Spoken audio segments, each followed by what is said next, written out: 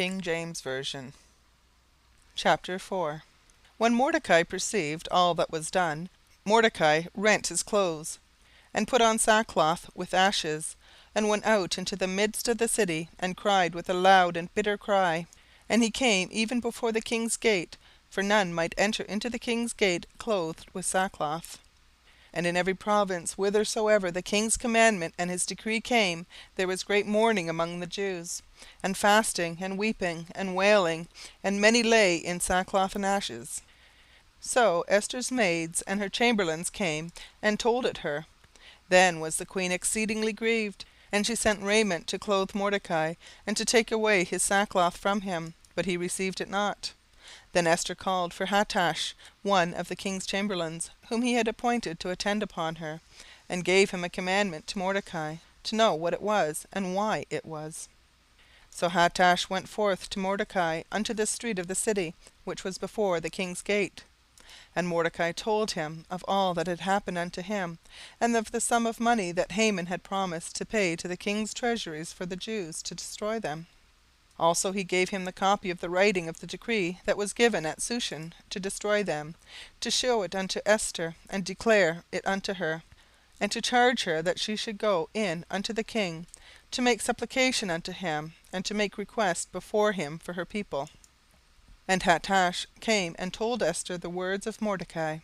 Again Esther spake unto Hattash, and gave him commandment unto Mordecai. All the king's servants and the people of the king's provinces do know, that whosoever, whether man or woman, shall come unto the king into the inner court, who is not called, there is one law of his to put him to death, except such to whom the king shall hold out the golden sceptre, that he may live. But I have not been called to come in unto the king these 30 days. And they told to Mordecai Esther's words. Then Mordecai commanded to Esther, Think not with thyself that thou shalt escape in the king's house more than all the Jews. For if thou altogether holdest thy peace at this time, then shall there enlargement and deliverance arise to the Jews from another place, but thou and thy father's house shall be destroyed. And who knoweth whether thou art come to the kingdom for such a time as this? Then Esther bade them return Mordecai this answer. Gather together all the Jews that are present in Shushan, and fast ye for me, and neither eat nor drink 3 days, night or day.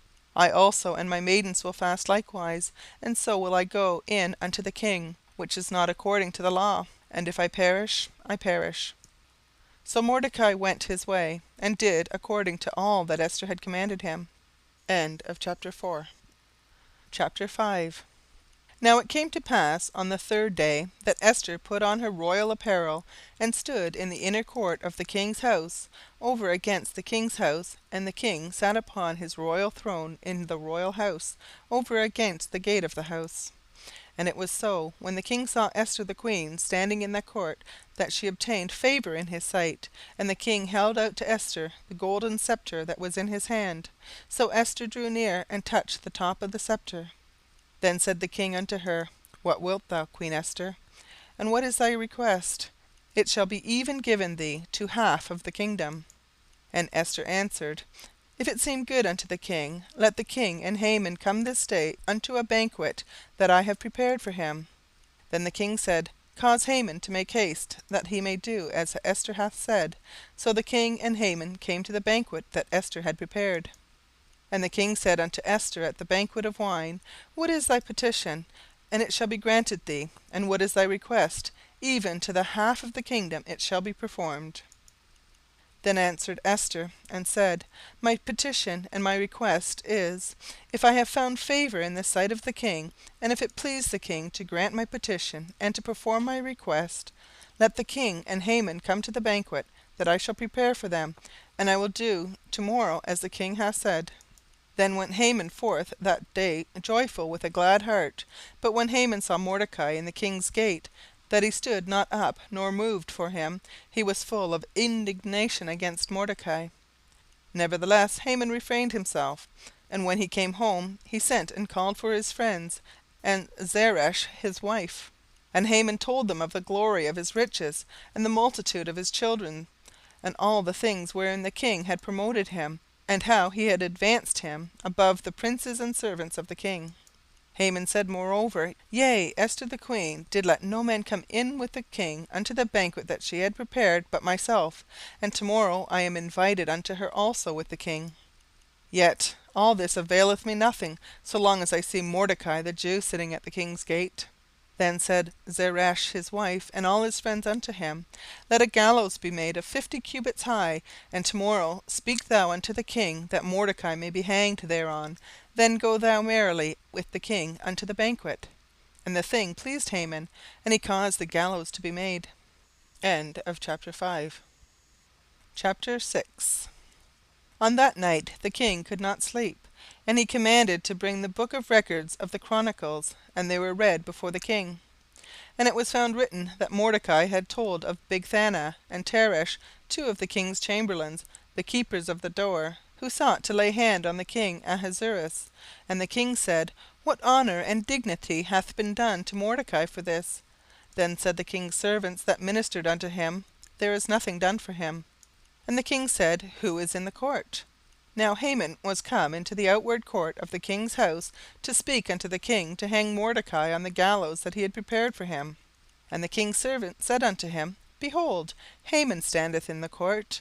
And the king said, Let him come in. So Haman came in, and the king said unto him, What shall be done unto the man whom the king delighteth to honour? Now Haman thought in his heart, To whom would the king delight to do honour more than to myself? And Haman answered the king, For the man whom the king delighteth to honour, let the royal apparel be brought, which the king useth to wear, and the horse that the king rideth upon, and the crown royal which is set upon his head. And let this apparel and horse be delivered to the hand of one of the king's most noble princes, that they may array the man withal whom the king delighteth to honour, and bring him on horseback throughout the street of the city, and proclaim before him, Thus shall it be done to the man whom the king delighteth to honour.